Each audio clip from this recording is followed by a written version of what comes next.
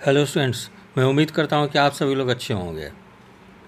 आज के प्रमुख समाचार पत्र में नियोजित शिक्षकों को राजकर्मी घोषित करने से संबंधित महत्वपूर्ण खबर प्रकाशित हुई है।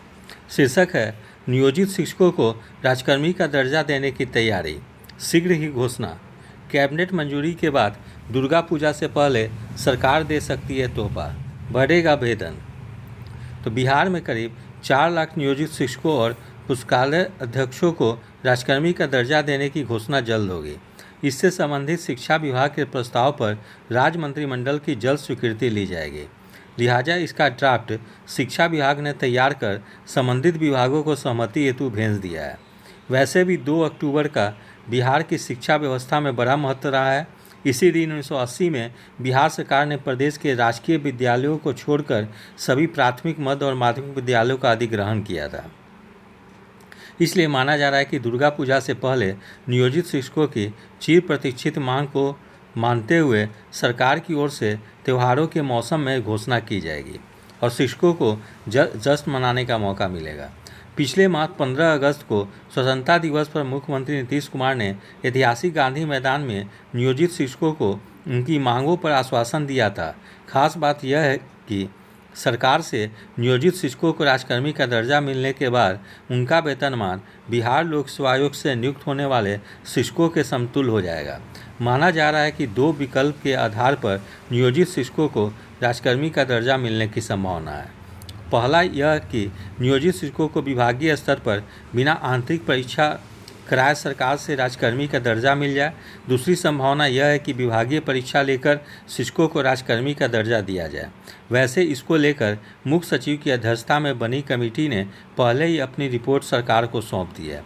यदि शिक्षकों को राजकर्मी घोषित किया जाता है तो राज्य के करीब 9,000 नियोजन इकाइयों से बाहर हो जाएंगे और जिला संवर्ग में आ जाएंगे। फिर यहाँ हम लोग देख लें कि वेतनमान कितना होगी। जैसे कि नियोजित शिक्षक नया वेतनमान जो होगा वो 25,000 मिलेगी, जबकि नियोजित शिक्षकों की वेतनमान 21,290 है। ये प्राथमिक शिक्षक की है। जबकि डीए जो है, नया डीए जो होगा नया वेतनमान में 10,500 होगा, जबकि नियोजित शिक्षक की 8942 है। एचआरए जो है नया 2,000 रुपये होगा, जबकि नियोजित शिक्षक की 703 है। सीटीए नया वेतन में 2130 होगा, जबकि नियोजित शिक्षक की भी 2130 है। मेडिकल दोनों की 1,000 रुपये अभी दी जाती है। इस प्रकार से नया वेतनमान कुल जो होगा वो 40,630 होगी, जबकि वर्तमान में नियोजित शिक्षकों की 35,064 है। फिर है मध्य शिक्षकों का नया वेतनमान। जैसे नया वेतनमान 28,000 होगा, उसमें डीए जो होगी 11,760 रुपये होगी, जबकि नियोजित शिक्षकों की डीए 9441 है। एचआरए नया होगा 2240, जबकि नियोजित शिक्षकों की 1798 है। वही सीटीए जो है वो दोनों की सेम ही रहेगी। मेडिकल भी दोनों की 1,000 रुपये वर्तमान समय में मिलती है। इस प्रकार से मध्य शिक्षकों का वेतनमान 45,130 होगा, जबकि नियोजित की 36,849 है। माध्यमिक शिक्षक का नया एवं वर्तमान वेतनमान, नया वेतनमान जो 31,000 का होगा, जबकि नियोजित की 22,480 है। फिर यहाँ पे हम लोग देखते हैं डीए जो होगा नया होगा 13,020 रुपया होगा, जबकि नियोजित का 9441 है। फिर एचआरए जो है नया 2480 होगा, जबकि नियोजित का 1798 है। सीटीए दोनों का सेम ही रहेगी 2130 रुपये। एचआरए भी सेम, ये मेडिकल जो होगी वो 1,000 रुपये भी दोनों की सेम रहेगी। इस प्रकार से माध्यमिक शिक्षक का नया वेतनमान 49,630 होगा, जबकि नियोजित का 36,849 है। उच्च माध्यमिक शिक्षकों का वेतनमान नया वेतनमान 32,000 होगा, जबकि नियोजित का 23,650 है। वहीं डीए जो होगा नया उच्च माध्यमिक का 13,440 होगा, जबकि नियोजित का 9933 है। फिर हम लोग देखते हैं एचआरए जो है नया होगा 2560, जबकि नियोजित का 1892 है। सीटीए दोनों की सेम होगी, मेडिकल भी दोनों की सेम होगी। इस प्रकार से नया वेतनमान उच्च माध्यमिक का 51,130 होगा, जबकि नियोजित का 38,650 है। फिर यहाँ बताई गई है कि ये होंगे लाभ। नियोजित शिक्षकों एवं पुस्तकालयाध्यक्षों को राजकर्मी का दर्जा मिलने पर उनके वेतनमान बिहार लोक सेवा आयोग से नियुक्त होने वाले शिक्षकों के समान होगा। राज्य मंत्रिमंडल की बैठक के फैसले के मुताबिक आयोग से नियुक्त होने वाले शिक्षकों को प्रति माह 35,064 रुपये से लेकर 51,130 रुपये का वेतनमान तय किया गया है। इसके अलावा सरकार पेंशन मद में भी योगदान करेगी। यह राशि अलग होगी। सरकार प्राथमिक शिक्षक के पेंशन मद में 3500 रुपये, मध्य स्कूल के शिक्षकों के लिए 3920 रुपये और माध्यमिक शिक्षकों के लिए 4340 रुपये और उच्च माध्यमिक शिक्षकों के लिए 4480 रुपये देगी। फिर एक अन्य समाचार पत्र में भी नियोजित शिक्षकों से संबंधित खबरें हैं। शीर्षक है, वित्त विभाग ने तैयारी पूरी की। राजकर्मी के दर्जे के लिए नियोजित शिक्षक लगातार आंदोलन कर रहे हैं। 4 लाख नियोजित शिक्षकों को जल्द राजकर्मी का दर्जा मिलेगा। इसके लिए देनी होगी परीक्षा। तो राज्य के लगभग 4 लाख नियोजित शिक्षकों और पुस्तकालयाध्यक्षों को जल्द मिलेगा। इसके लिए नियोजित शिक्षकों को समान विभागीय परीक्षा देनी होगी। मुख्यमंत्री नीतीश कुमार ने स्वतंत्रता दिवस पर गांधी मैदान में शिक्षकों को राजकर्मी का दर्जा दिए जाने का संकेत भी दिया था। राजकर्मी का दर्जा दिए जाने की मांग पर नियोजित शिक्षक लगातार आंदोलन कर रहे हैं। नियोजित शिक्षकों को राजकर्मी का दर्जा देने में राज्य सरकार पर वित्तीय भार बहुत अधिक नहीं पड़ेगा।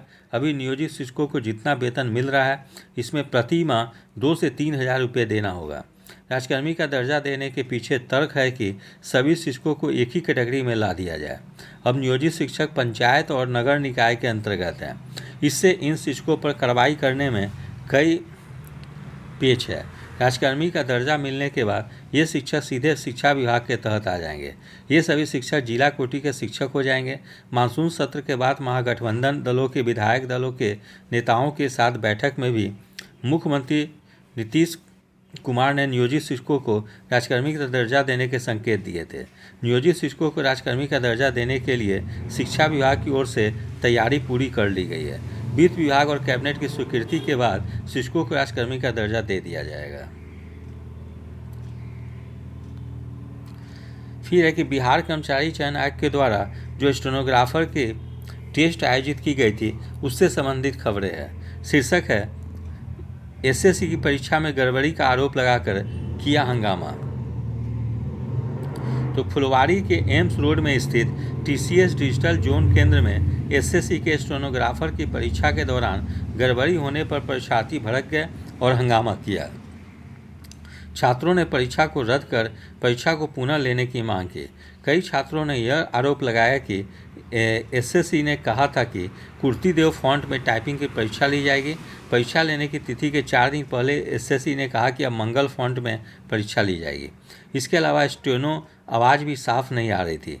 इसे लेकर छात्रों को परीक्षा देने में काफ़ी परेशानियों का सामना करना पड़ा। कई छात्रों ने बताया कि कंप्यूटर के बटन में गड़बड़ी के कारण कंप्यूटर का बटन काम नहीं कर रहा था। छात्रों ने यह भी बताया कि 5 गलतियां होने पर उसके लिए माफ़ी है, नहीं 6 गलती होने के बाद उनके परीक्षा रिजल्ट पर इसका कुप्रभाव पड़ सकता है। इधर घटना की सूचना मिलते ही पुलिस मौके पर पहुंची और छात्रों को समझाने बुझाने पर जुट गए। इस मामले को लेकर फुलवारी शरीफ थाना प्रभारी ने बताया कि कुल 140 छात्रों में से 25 छात्रों का कंप्यूटर ठीक से काम नहीं कर रहा था।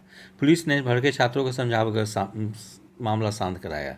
इस प्रकार से आज के समाचार पत्र में कुछ महत्वपूर्ण खबरें थी।